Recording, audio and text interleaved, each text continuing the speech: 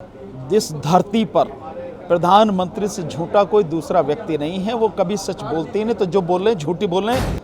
यहाँ कानून को कोई नहीं मानना। ये जो संविधान है ना, यही वो जो तथाकथित हिंदुत्ववादी जो लोग हैं उनके रास्ते की सबसे बड़ी रुकावट ये है। सिर्फ एक काम प्रधानमंत्री ये बता दें जो देश की बेहतरी और भलाई के लिए हो। कानून तो सबके लिए एक है, उसके लागू करने वाले जो लोग हैं वो बेईमान हैं। आज आप संविधान की बात मान लो या संविधान के अनुसार काम करो तो देश के जो हालात आपने पैदा कर दिए कि ये होते।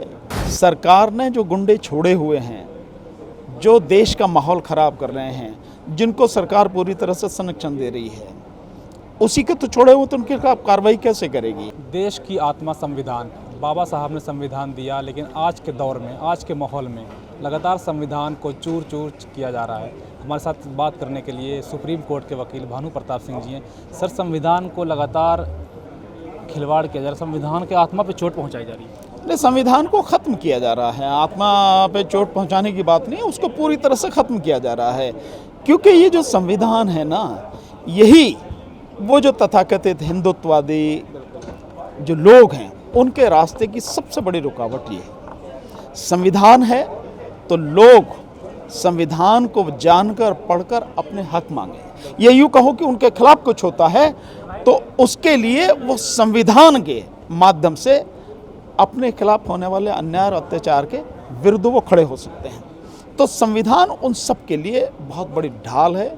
संविधान उनको तरक्की के रास्ते पर ले जाने के लिए एक बहुत बड़ा, एक यूँ कहें कि एक सुरक्षा कवच या उनका जो है ना एक जो भी उसको कह सकते हैं बेहतर से बेहतर वो है। जैसे एक मतलब आप समझे कि एक पिता अपने बच्चों की देखभाल करता है, इसी तरह से संविधान सबकी देखभाल करता है। लेकिन सर, इतिहास के साथ भी लगातार छेड़छाड़ हो रही है।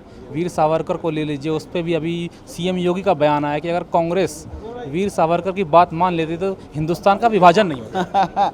ये तो सबके कहने की बातें हैं कि ये नहीं होता, वो नहीं होता। उस परिस्थिति में जो हुआ वो आज की सच्चाई है।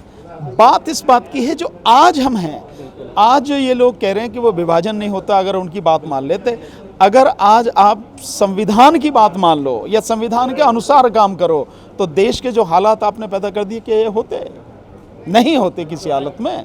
और जिस तरह से आप लगातार देश के संविधान को कुचल के काम कर रहे हो, आप भी तो देश को विभाजन की तरफ, बर्बादी की तरफ ही ले जा रहे हो, है नहीं है? वो जो पीछे जो कुछ हो गया वो हो गया। आज की सच्चाई पे बात करो ना। लेकिन सर, बीजेपी के एक प्रवक्ता है नुपुर शर्मा, प्रोफेट मोहम्मद सल्लल्लाहु अलैहि वसल्लम के खिलाफ एक आपत्तिजनक टिप्पणी करती है और अभी तक कानून की कोई कार्रवाई नहीं, कोई गिरफ्तारी नहीं। देखिए, वैसे तो कानून ये है कि कानून के सामने सब लोग समान हैं और कानून का सबको समान रूप से संरक्षण है, लेकिन यहाँ कानून को कोई नहीं मानना। सरकार ने जो गुंडे छोड़े हुए हैं, जो देश का माहौल ख़राब कर रहे हैं, जिनको सरकार पूरी तरह से संरक्षण दे रही है, उसी के तो छोड़े हुए तो उनके खिलाफ कार्रवाई कैसे करेगी। असली बात यह है कि कानून तो सबके लिए एक है, उसके लागू करने वाले जो लोग हैं वो बेईमान हैं। सो वो बेईमान हैं, उनकी नीयत ठीक नहीं है, इसलिए वो अपने हिसाब से उसको लागू करते हैं। लेकिन सर, देश में माहौल देखिए, राजनीति में बेरोजगारी, महंगाई लगातार बढ़ रही है, लेकिन माहौल बनाया जा रहा है। ज्ञानवापी मस्जिद, कुतुब मीनार को विष्णु स्तंभ का नाम दिया जा रहा है। जामा मस्जिद के नीचे भी लगातार हिंदू के जो महासभा के अध्यक्ष हैं वो कह रहे हैं कि उसके नीचे भी मूर्तियाँ हैं।